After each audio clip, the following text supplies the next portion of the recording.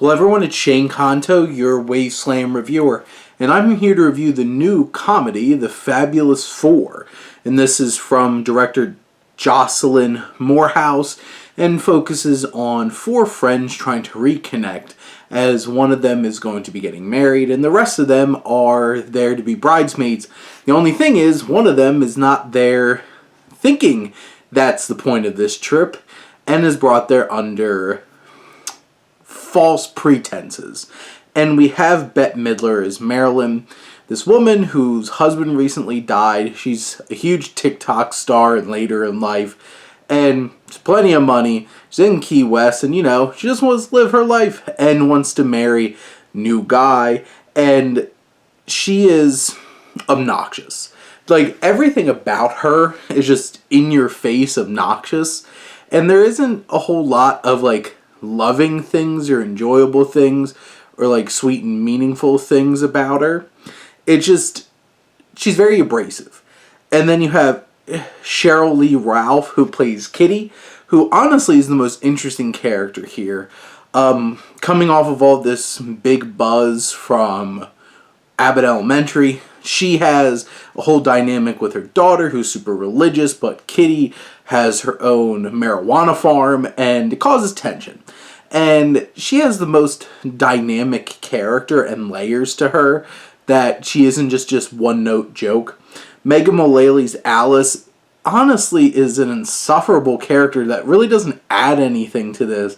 She's constantly trying to be the comic relief, making snarky comments, but so many of these comments aren't funny and are just off-putting. And I don't even know really what her character is.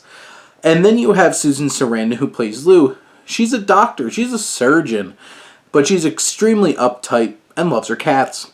And her uptightness obviously is in conflict with Bette Midler's zaniness, and they're the ones who have problems. And this plays into every trope in the book that you expect out of a film like this, all the way to the point where it's nothing is interesting or memorable about this film because you've seen it all done so much better. There's one musical number at the end of the film that feels like the only thing that really felt fresh and interesting, and there's some real energy being brought into this film. You have the likes of Michael Bolton's in this movie. You have the likes of Bruce Greenwood and Timothy V. Murphy, who are there as you also have to have some aging men in this equation too. And the whole marriage thing feels very moot to the overall progress of the story. It's a lot of pettiness, and they keep running into these three young people over and over and over again. It makes a meta joke about how improbable this is, but it's still ridiculous in terms of the story.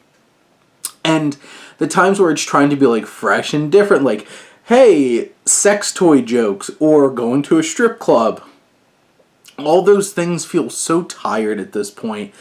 And I don't feel like this movie really finds places to be fresh or different with this formula, because this formula of four aging women doing friend stuff is getting old. And there's obviously a lot of talent here. There's enjoyable moments. There's some charming moments as well. But overall, it's a lot of overbearing narrative, flat characters, and not a whole lot of humor that really lands in a meaningful and fresh way. So in the end, this comedy's lacking a lot in many places. But those are my thoughts on The Fabulous Four. Let me know what you think, and let's talk some movies. But thank you as always for tuning in and supporting your Wasteland reviewer.